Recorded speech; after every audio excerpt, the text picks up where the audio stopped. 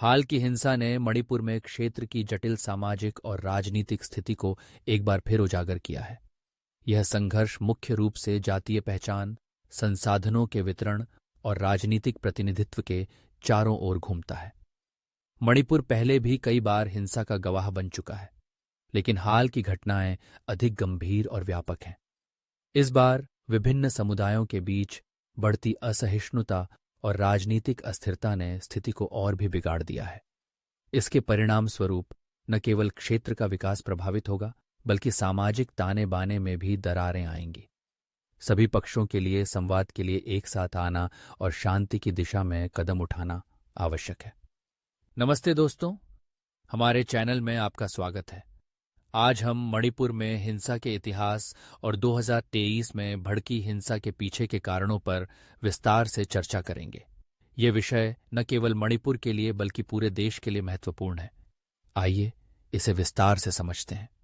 मणिपुर में हिंसा का इतिहास। मणिपुर, जो भारत के पूर्वोत्तर भाग में स्थित एक राज्य है, समय समय पर विभिन्न समुदायों के बीच तनाव और संघर्ष का अनुभव करता रहा है। प्रमुख घटनाओं में शामिल हैं 1992 का कुकी-नागा संघर्ष। इस वर्ष कुकी और नागा जनजातियों के बीच भूमि और प्रभुत्व को लेकर संघर्ष उत्पन्न हुआ, जिसके परिणाम स्वरूप कई मौतें और कई गांवों का विनाश हुआ। 1970 में 1998 का कुकी-पैते संघर्ष। कुकी और पैते जनजातियों के बीच आपसी विवाद के कारण हिंसा भड़क उठी, जिससे जीवन और संपत्ति का नुकसान हुआ। अन्य उग्रवादी गतिविधियां। विभिन्न उग्रवादी समूह मणिपुर में सक्रिय रहे हैं, जो समय समय पर हिंसक गतिविधियां करते रहे हैं। 2023 में हिंसा के कारण 2023 में मणिपुर में हुई हिंसा के पीछे कई प्रमुख कारण थे। मेइती समुदाय के लिए अनुसूचित जनजाति (एसटी) दर्जे की मांग। अप्रैल 2023 में मणिपुर उच्च न्यायालय ने राज्य सरकार को मेइती समुदाय को एसटी दर्जा देने पर विचार करने का निर्देश दिया। इससे कुक्की और नागा जैसी जनजातीय समुदायों में असंतोष उत्पन्न हुआ, क्योंकि उन्हें लगा कि इससे उनकी भूमि और संसाधनों को खतरा होगा। भूमि और संसाधनों पर विवाद। मेइती समुदाय घाटी में सीमित भूमि पर निवास करता है, जबकि कुक्की और नागा जनजातियां पहाड़ी क्षेत्रों में रहती हैं। एसटी दर्जा देने से मेइती समुदाय को पहाड़ी क्षेत्रों में भूमि खरीदने की अनुमति मिल सकती है, जिससे जनजातीय समुदायों में अपनी भूमि की सुरक्षा को लेकर चिंताएं बढ़ गईं। गैरकानूनी आव्रजन और जनसांख्यिकीय परिवर्तन। म्यांमार से आने वाले शरणार्थियों और अवैध प्रवासियों की बढ़ती संख्या ने स्थानीय जनसांख्यिकी पर प्रभाव डाला है, जिससे संसाधनों पर दबाव बढ़ा रखा है और समुदायों के बीच तनाव उत्पन्न हुआ है। राजनीतिक और प्रशासनिक विफलताएं। राज्य और केंद्रीय सरकारों पर हिंसा को नियंत्रित करने में विफल रहने का आरोप लगाया गया है। सुरक्षा बलों की तैनाती के बावजूद हिंसा की घटनाएं जारी रहीं, जिससे प्रशासन की क्षमता पर सवाल उठे।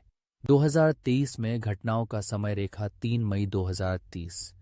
जनजातीय एकता रैली के दौरान मेइती और कुकी समुदायों के बीच झड़पें हुईं, जिसके परिणाम स्वरूप कई घरों, चर्चों और मंदिरों को आग लगा दी गई।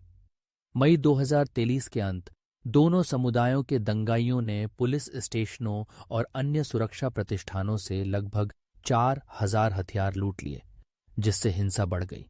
जुलाई 2023 दो कुकी महिलाओं के दुर्व्यवहार का एक वीडियो वायरल हुआ, जिससे देश भर में आक्रोश फैल गया। सितंबर 2023 जिरीबाम जिले में फिर से हिंसा भड़की, जिससे 6 मौतें हुईं और सेना द्वारा निगरानी के लिए हेलीकॉप्टरों की तैनाती की गई। नवंबर 2024 तक हिंसा में लगभग 260 लोग मारे गए और 60,000 से अधिक लोग विस्थापित हुए। राज्य को 2 जातीय क्षेत्रों में विभाजित किया गया और लोगों को राहत शिविरों में कठिन परिस्थितियों में रहने के लिए मजबूर होना पड़ा। दिसंबर 2024 म्यांमार में चल रहे नागरिक युद्ध से लौटने वाले उग्रवादी समूहों ने मणिपुर में हिंसा को बढ़ा दिया। इन समूहों के पास उन्नत हथियार थे, जिससे सुरक्षा स्थिति और भी जटिल हो गई। केंद्रीय सरकार ने अतिरिक्त 10,000 सैनिकों को तैनात किया।